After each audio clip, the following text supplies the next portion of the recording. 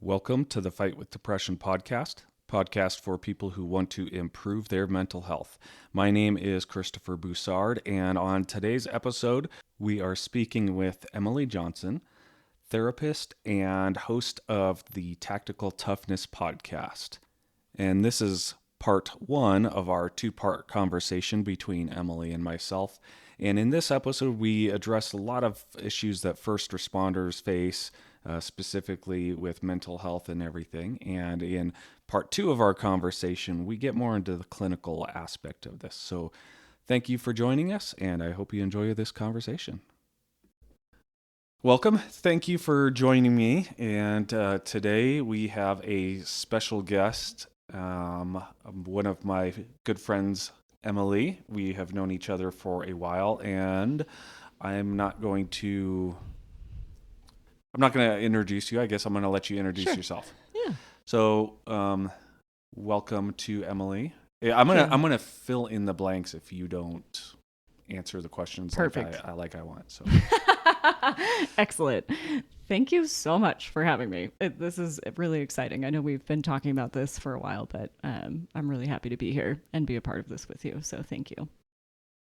Yeah, thanks for being here. Yeah. So, I think Molly and I talked a little bit last episode about you coming on. Mm-hmm. We told people that you were going to be here. And so can you just give us your background, your credentials? I'm going to have some follow-up questions, but just your credentials and everything. Absolutely. Yeah. So I have a bachelor's degree in psychology, and I also have a master's degree in marriage and family therapy. And so I hold a license in marriage and family therapy. I have been practicing since 2015. So this summer will be 9 years that I've been practicing as a clinician. I own my own private practice. I've owned my practice since 2019. I have a background in working with first responders, which I'm sure you're going to get into asking me about. But yeah, own my own practice. It's been really cool to own my own business. And do that and provide mental health and wellness services to primarily our first responder population. But yeah, that's really the bulk of my training, the broad spectrum of my credentials, all the fancy letters after my name. All the letters. Yeah. Yeah. So that's how Emily and I met, is obviously through the first responder world. Mm-hmm. And I've talked about it before on previous episodes. I don't know if, whoever's listening, if you guys have, I was part of our peer support team, actually initiated our peer support team on our fire department. And that is how Emily and I met. Mm-hmm. She was teaching one of our classes. Actually, we met before that. We did. It's a funny story. Can I tell it? Yeah, sure. Go ahead. So when I started, when I came across a training that Building Warriors put on, and I worked for Building Warriors for a long time before they sadly just closed their doors at the end of this just last year. But when I decided that I wanted to be a part of the team, and they gave me a contract, something I had to do was go do a ride along. And I had to do a ride where then these people, whoever I was riding with, signed off and said yeah, she's cool, she can hang. And I chose to do my ride close to where my office was. And so I have an office down in Boulder County, and chose to do a ride with, can I say it? Does it matter? Yeah. Yeah. Okay. I was I want to be respectful of your privacy with Louisville, and Chris was on the shift that I rode with, and so it was a really fun day. We ran no calls, but I made them chili, and we had a good time. Yeah. Which is pretty standard when we have ride-alongs. Is we get 0 calls, and then after they leave, we get rider's curse. Yes, we get back to back to back. Anyway, so yeah, Emily taught the peer support classes, and and then when I was working with department members that I needed to take to somebody else or whatever, Emily was one of my go-to people for that. So it was cool. We kind of came a long way. It was full circle. I was brand new to doing anything in the responder world, and then I ended up teaching classes and Yeah. And that was like a go-to support for a lot of our agencies, which is pretty cool. Yeah. So Yeah. along going off of that, Yeah. why first responders? Yeah. So I'm married to one. So my husband is a paramedic. He is trained as a firefighter, but not currently working for a fire department. But he has been in fire and EMS for going on 14 years. We've been married for 10 and a half years. And so when we first started dating, he was going through his first volunteer fire department academy, and I was going to school in Colorado, and so we were doing the long distance thing. But throughout that time, we had conversations because he was actually working on his bachelor's degree in psychology, and we thought at some point that he would be the person that would go and get his master's degree and work with first responders, and I would just come in kind of as a support role, as like a spouse who happens to be a clinician.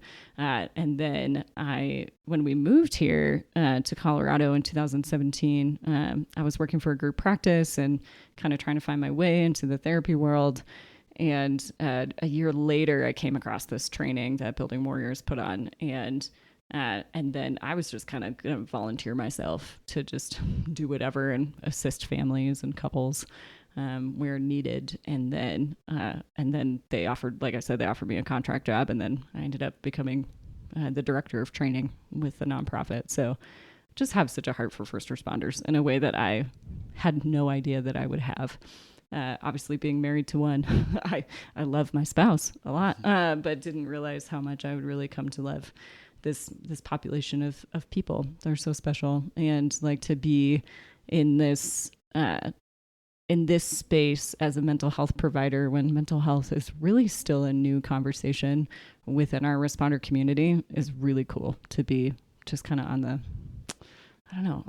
the front end of this movement that's happening. So yeah, just kind of having a weird niche of being married to a responder and being a clinician, the two things together have allowed me to step into this space. And I was reflecting on this a lot at the end of the year and just thinking like, man, I'm so grateful that I've been so welcomed into the responder world.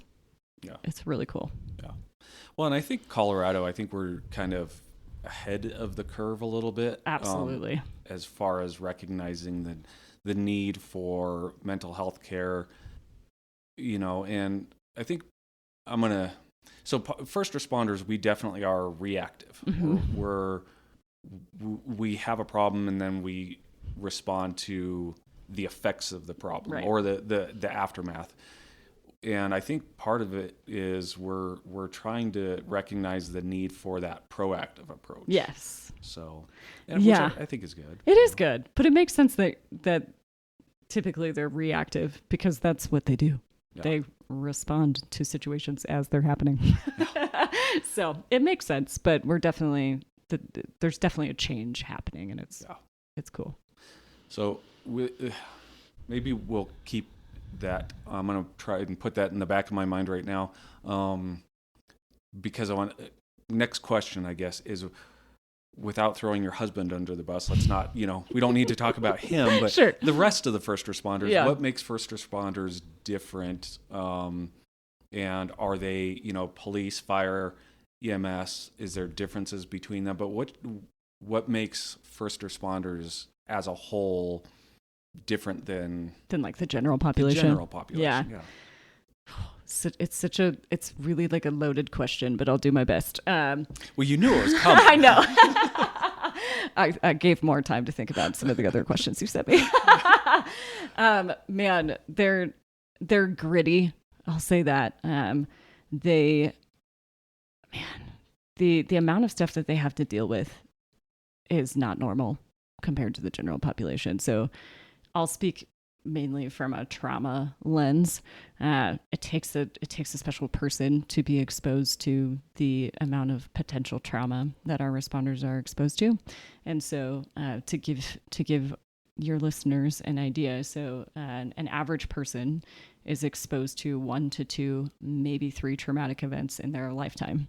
And I heard from actually another podcast that a former he was in the military and former police officer. He said that depending on where you work, a first responder can be exposed to potentially 500 or more critical incidents throughout their career. And so if you imagine like having your 1 to 2, and then that is like magnified insanely as a first responder. And so having to find ways to manage that exposure to trauma, I think alone makes them different from the general population, because our responders have to expose themselves to the things that they're trying to protect the public from seeing, but they still have to see it. And so they have to find ways to manage that. Trauma is different for everyone. Trauma is personal. It's tricky. It's based off of your personal experience, your family of origin, exposure to previous trauma. But then you add just this back-to-back potential trauma. That's why I like to use the word potential trauma, because just because it's hard for one person doesn't mean it will be hard for another. So that's one aspect. I would say another of what makes responders different is the shift life. Obviously our normal working class is like Monday to Friday type thing, right? And comes home in the evenings and has to do all their grocery shopping on the weekends. But with the responder world, the shifts, depending on what agency you're working with, like my husband right now works 12-hour shifts on the back half of the week. So he's always working Thursday, Friday, Saturday, and then every other week he adds on a Wednesday. But in the fire service, like you've kind of talked about it, like the 48-96 schedule. So on for 2 days, off for 4. Law enforcement, kind of similar to private EMS, 10, 12-hour shifts. Dispatch, very similar. So yeah, they're different because shift life is just hard. It's hard on them. It's hard on families. The recovery time is hard. Schedules are weird. People don't understand why they can't just like show up at holidays, because they can't just like call out, because it's just not that simple. And then their dark humor absolutely makes them more unique. You had a reaction to that. Yeah, I did. Yeah. I think this is why we need to maybe switch to the video podcast. The dark humor is, do you think that is a result from being in the first responder world? It's a coping mechanism. Yes. Is that a result of being in the first responder community, or is that something that people go in with and that's just like a personality trait? Good question. It might be a little bit of both. Yeah. It might have already been there, and then it just, gets just intensified. But it's definitely a coping strategy. Yeah. For me personally, I don't think I had that dark humor until a while after into the fire service. And I remember, I think I brought it up, where in my fire academy, we were watching a video and this person said, you have to sometimes forget how to be human. Yeah. And that kind of my other question that I was thinking about, I wanted to put on the back burner. Do you think people are like predisposed to handling trauma better than others? Is it like the different types of trauma that people...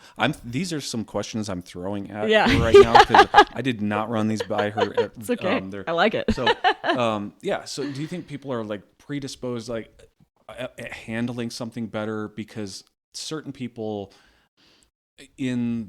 I know at least in the fire service, and it seems like certain people are just drawn to crap calls. Like, the magnets. Yes. Yes. So do you think that maybe is it just something like that, where the people who have crappy calls, they just get overwhelmed because of the calls? Or do you think some people just handle it better, or some people don't handle it as well? Yeah, I would say that it's very personality dependent. Resiliency is kind of a spectrum. And so I'd say that some people have more resiliency than others. And I like to tell folks that I'm like, I believe that you can make it through your career relatively unscathed. And I say relatively intentionally, because like there's chances that something will affect you in some way. Like your sleep is going to be screwed up, right? Your hormone levels might get jacked up. Some people get heart disease. Some people get cancer. Some people get divorced, right? Like there's lots of different things that can happen through this job. But I would say that the spectrum of resiliency is definitely a factor. Like I look at my husband, for example, as like he has really great coping strategies. It doesn't mean that things don't affect him. Like he's been a magnet recently for like a specific type of call. And he's like, why is this happening? But thankfully, he's really good at talking about it. And so, and he has like his people, he has his creative outlets, he goes to the gym, he's like exercising multiple parts of himself. So he's like approaches his resiliency very holistically, I would say, because I think our responders are very quick to just be like, yeah, I go to the gym. I'm like, cool, what are you doing about your brain? Because like the gym's great, but there's this whole other part of you that you need to address. And that's why we say like, hey, talking helps. This is why peer support is the thing and why what I'm doing is the thing. But I would definitely say that some people handle it better than others. Some people are really intentional about how they handle it. Others are really good at just stuffing it in a box. And well, we don't like to talk. Right. First responders, we don't like to talk because we're there to, I keep saying I'm retired now, but we just don't talk about feelings. We don't talk about things bothering us because I'm not the one with the problem. I'm there to solve the problem. Mm-hmm. Yeah, imagine being a client in my office as a first responder, and I'm like, let's talk about your feelings. They're like, wait, what? Like, nope, I don't want to. Yeah. I say reactions. I just use different words. Yeah. Yeah, it's true. They don't want to talk about it. There's an element of like, whether it's even talking to a professional or your spouse, like folks don't usually want to share with their significant others too, because of the fear of vicarious trauma, and that they're like, you don't want to know what I've seen. And I'm like, hey, there's better ways we can talk about it. We don't have to talk about the nitty gritty gruesome details, but we can talk about it as you as a person. Like, hey, what was that like for you to have experienced that? What did you notice about yourself? What is still sticking with you? There's some very funny things happening here that I wish there was a video. I love it. But yes, there's certainly better ways to talk about it, and that's part of what I get to do in educating people, to be like, hey, when you are exposed to something, here's how to talk about it with your family. Because stuffing it in a box won't work for forever. Our brains are not meant to be exposed to this much trauma. And what's great, and I hear the sarcasm in that, is that trauma likes to get stored on the creative side of our brains, which that's not where it belongs. So trauma starts to take on a really colorful lens, unless you process it in its specific ways and learn how to deal with it. And you can actually restore it. You can do it through things like EMDR. We can talk about that later, but store it on the proper side of your brain, and then you don't necessarily have the same kind of reactions. But I do like to tell people, like, you can keep stuffing it in a box all you want, but eventually that box is going to run out of space. And so then what happens, and what's the potential impact of that on those in your life and the ones that love you and care for you? Because eventually it could spill out in a really nasty way, and in a way that you don't have control over. So how about you approach it in a way that you do have control over and can be purposeful about it? So I'm just gonna I'm gonna say this right now. Molly's sitting here with us, and I wish I had recorded before the conversation beforehand, because I was just informed that I need the. I'm really trying to work on it right now. I was told that I'm too quiet and I need to speak up. And Molly's sitting here. Everything that Emily's saying, Molly's like, yes. Lots of validating happening for her, I think. Yeah. So, and yes, because what you're saying is, I can attest to that, because I think for me, starting out, it was coming home and the thought was, I don't want to subject my family to this. Mm-hmm. I don't want to subject my family to, whatever. I ran this call or whatever. And then part of it, maybe it's pride. I come home and I don't want to, because I don't open up when I come home, then every time I come home, I'm not going to open up. Right. It's just, and so you fall into this, like a habit, this routine of, I come home and I don't want to be bothered. I just want to be left alone. Mm-hmm. And, so then you were talking about how it gets stored in our brains, and, then we start it starts messing with us, and it can. Yeah. And then we start kind of falling into that rut. Mm-hmm.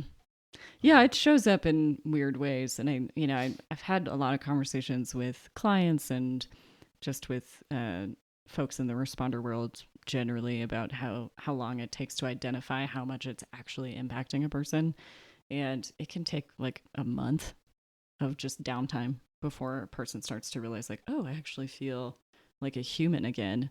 And that's because they live in such a hyper vigilant state all the time. And that's, I think, pros and cons to the way that the shift schedules are set up. But I definitely think like with the 4 days off within the fire service, like that's supposedly, like, the research shows that it's like the best recovery time. But it's usually like a whole day that it takes the responders to kind of come off of that hypervigilant state, and then they're already thinking about it on day 4 before they go to work, right? So like there's, I'll encourage people like, hey, why don't you try packing your bags earlier in the day? Don't wait till right before you go to sleep, like, because your brain and your body are going to be cueing into the fact that you're going on shift, and so those fun stress hormones, cortisol, and like little bits of adrenaline are all going through your system at all times, and that will start happening before you even go to work, because your brain is already cueing your body like you are about to go into this hypervigilant state, and so we're going to cue you up for it, so then you sleep like crap.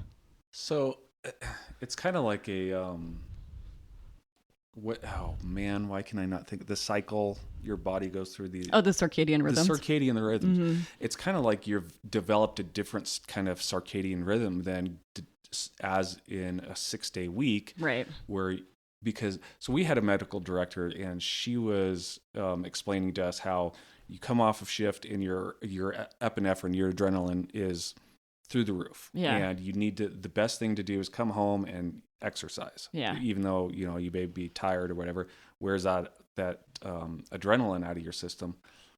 But you're saying also that your body starts to ramp things up, Mm-hmm. which I experience this, and Yeah. I know other people, I know a lot of other people who do the same thing, where the day before you go into work, your body's queuing up to go back in. Yeah. So you're saying that it's not just a psychological, but it's a physiological reaction Yeah. too. Of course it is. I mean, your Yeah. brain is communicating to your body, so your brain knows what's happening. It you've done it enough times that it knows it's going into this state where, like, I like to call the fire service predictably unpredictable. Like, that you don't know what's going to happen, but you are prepared for it, and so of course your body is responding to that. Yeah. That you have to be ready. Yeah. For whatever is about to come. Yeah. Well, and they've done studies on people at work. They put heart monitors and everything, and even when the tone goes off, even if it's, I think I just spit on my keyboard. When the tone goes off, even if it's for a lift assist, and Yeah. what that is somebody who's fallen and can't get up, right? And just we have to go. We don't go with lights and sirens. We just go and pick the person up. Mm-hmm. Even getting toned out for a lift assist elevates the heart rate. I mean, the tones are the same. The calls are different. Yeah. Right. So it's just you constantly have these reactions from in your body that just kind of build up over your entire shift. It's your nervous system doing what it's supposed to. Yeah. I think that what's challenging though is that it's like thrusting you into a state of a fight or flight. Mm-hmm. So, but you guys are called to respond. So, like, you have to fight, but your nervous system is still responding as if it's in a state of threat. Yeah. So I was going to go back to that. You were talking about your different sides of your brain and everything. And this I know is a lot with police officers, where they are constantly in that hypervigilant.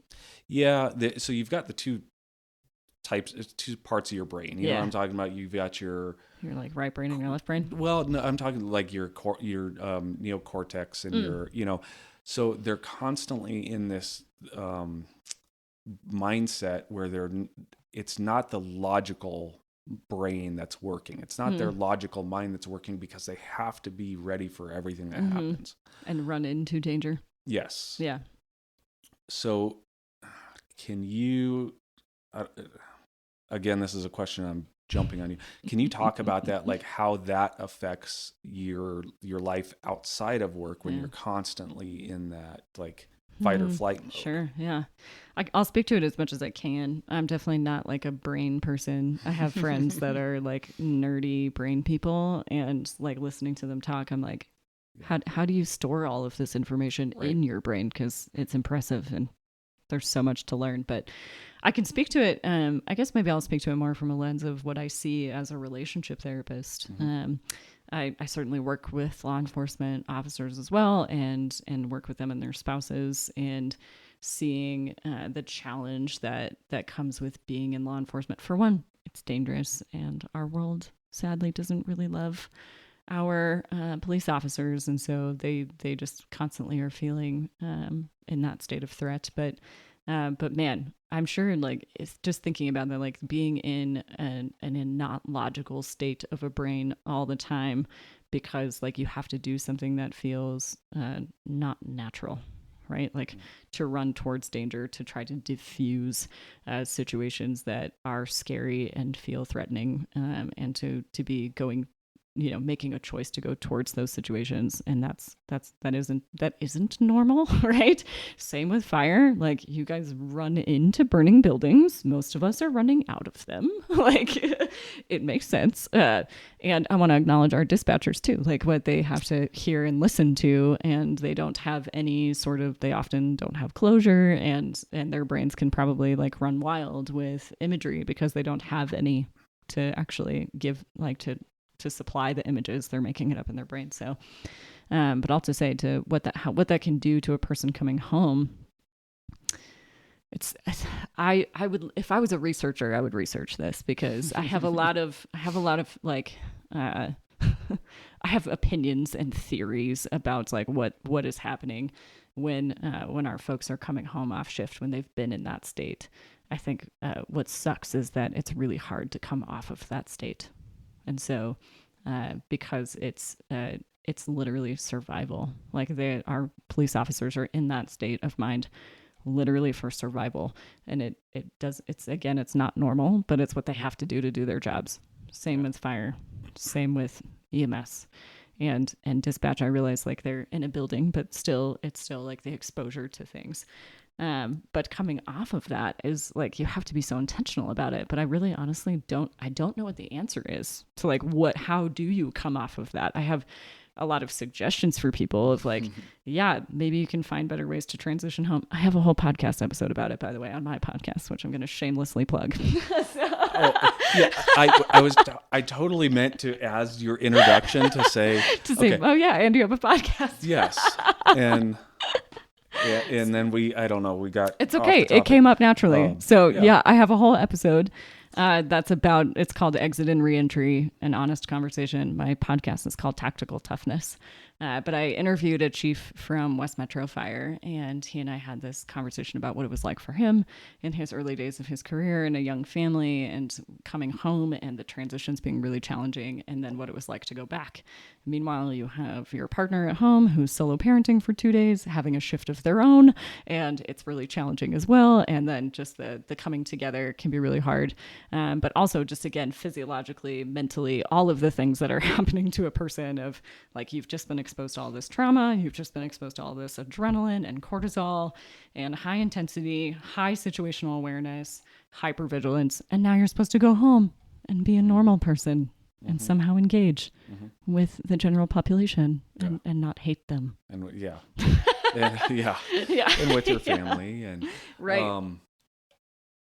So I was going to loop back a little bit. Yeah. So you were talking about dispatchers and everything, and I think part of this kind of goes into one of the questions that I had for you. So I have talked about, and I've heard talked about, that your brain has a kind of an inability to differentiate fact and fiction. I love that in Inside Out when they, have you seen that movie? It's just been a long time. So they have like the cards of facts and opinions. Yeah. And he spills them, and they get all jumbled up, and somebody's like, oh, all these facts and opinions got mixed up, and they're like, oh yeah, that happened. So it's just a joke on fact and opinion. But your brain has this inability to differentiate between what's real and what's not. And if you mentioned it, if somebody doesn't have the closure, they're going to fill in the gaps as best they can. Yeah. And then you're going to start thinking of that as reality. Yeah.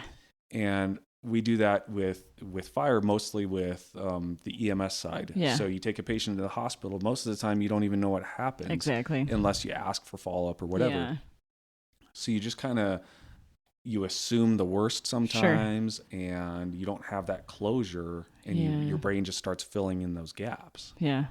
I got to say, I'm really grateful. I'm seeing more and more, like my husband has this option, and he did in his previous fire department too, where you could actually get connected to the hospital system and know what the outcome is of your patient. And I think there's, my husband every once in a while will be like, I just want to log in and check the status of this patient really fast, and that's for his own sanity, because he's a paramedic, and he's he is the primary provider on medical scenes, and that's a lot of pressure for our medics, and for him it's really valuable for him to be able to go back and be like, okay, they made it or whatever, well, and especially like you said, as a paramedic, because you're going, well, did these things that I do actually work? Exactly. I put all this effort in, and was that the best treatment? Did that, and we had have a EMS captain, and she's good because if you have somebody in that role, then you can contact them and say, hey, can we get a status on this patient or whatever. It kind of helps with that. So helpful. Yeah. I mean, and obviously that's not the case for everyone. I mean, I don't know how much our law enforcement officers want to know all the outcomes of the people they deal with, right? Or even thinking about how they might run into people in the public that they've arrested, that can get really weird, right? Whereas, our EMS, they can follow up, but dispatch, not always. I think it depends on the dispatch agency. I know for some fire departments, it's their fire personnel that are dispatch. And so they can just call the crew that did the transport, and they can find out and get more information and get closure. But sadly, our dispatchers are often really left out of a lot of things in the responder community, but it's getting better. It's getting better. We love you, dispatchers. So we are, and I knew this was going to happen. We go a little bit longer than I'm anticipated, and I knew it was going to happen. Yep. Because I have so many questions and everything. So I think we're going to keep going, but I want to kind of transition, if you're okay, into absolutely. More. We've been talking the responder part, and kind of want to transition a little bit more into the clinical part. But the question I was going to ask, because I said that kind of brings me up to a question. So Molly, you hear Molly and I talk about the stuff, and I give my perspectives, and I say, tell people, I preface and say, I'm not a counselor, I'm not a therapist, I'm not a psychologist or psychiatrist or anything. But I like to think that I know what I'm talking about. So in your personal and professional opinion, are we full of crap when we say some of these things, or do we actually know what we're? This is a question I know, but it still just tickles me. But or do we actually know what we're talking about? No, I think you guys do a really great job, and I'm not just blowing smoke. So so know that there will be times where I'm listening to your episode where I'm like, oh, I really hope that they touch on this thing, or I'm like, I'd maybe look at it that way, and then you say the thing I'm thinking about. So kudos. I'll get random texts that just say, oh, for me, my random text. Yeah. No, why can the word that I can never remember? Mindfulness. Yes. I literally screamed it aloud in my car when I heard him. I'm like, mindfulness. Yes. So I'll just get text. I'll get a text that says mindfulness. And I'm like, oh, yes, It's so that's it. good. Cracks me up. I don't know why. I don't know I know why. now you've primed your brain to forget it. To forget it. Yeah. Yeah, As a clinical thing. But yeah, I will say that I think you guys do a great job. And I mean, I certainly don't know everything, right? There's so much to know in the clinical field, and there are so many, there's a ton of continuing education out there, and everybody is pretty like, we get our niche. And certainly I don't know everything there is to know about depression and anxiety, but you guys live it. So I will say that it's personal to you, and the way that you two have openly talked about it and shared your experiences and the fact that you like do something about it is huge. And so I would say like living through it personally and as a family and being able to have open conversations about it, and you guys have also now publicized it, so good for you. You've like brought it to the world, and that takes a lot of courage. Taking it back so now. Yeah, too late. It's too late. Out there. It's out there. Thank yes. But I do think you guys do a great job, because it is personal. It's so personal, and there's not any one approach that's that's going to work for everybody. There's no blanket for treating depression and anxiety and how it affects you as a person, how it affects your family. Yeah. Well, when we talk about it, everybody's different. Everybody's going to react different. Everybody's going to have different, like you said, different treatments and everything. Yeah. And I just lost my train of thought. Oh, good. I'll fill in. I was just going to say, I do appreciate that you are often like, hey, try this thing. Like this might work for you. It might not. And I'm not saying that it's like guaranteed that it will, and it's worth exploring. And I think people will resonate with you and knowing like, yeah, man, that does sound like something I've experienced, and maybe it is worth trying something else. Like this is why peer support exists, right? Like very similarly to kind of tie back in the first responder stuff. It's about people with lived experience of going through things to help others. Well, and that's why I think, as a coordinator, you look at when somebody comes to you with an issue or something, you're going, okay, well, let me find somebody who you can talk to who's been through your situation, because whether it's relationship, a divorce or a bad call or something like family stress, substance use.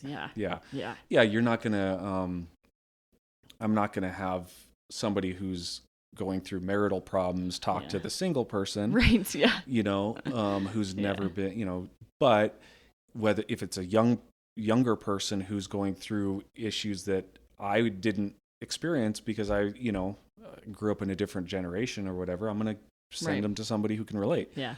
But what I was going to say is, I like to think myself as a subject matter expert at some things. Yeah. But other things, it's like, I don't have the answers to that. And so I think it's good to have somebody that you can refer to or whatever. So I'm going to pause this episode right here as we transition from more the first responder side of things to the clinical world. Because the conversation between Emily and me went a little bit longer, which I knew it would, and it actually went longer than I anticipated anyway. So we're going to continue this episode, this conversation in our next episode. So please follow up with that part 2, where Emily and I will continue talking about some of the clinical aspects of things. We get into kind of helping out other people who may not be looking for treatment or may not really want to be accepting treatment. So please stick around for episode 2 or part 2 of the episode. So thank you for listening. And as always, you can reach out to us at thefightwithdepression.com. If you want to go to the contact page, it's probably the best way to get a hold of us. And until next time, God bless.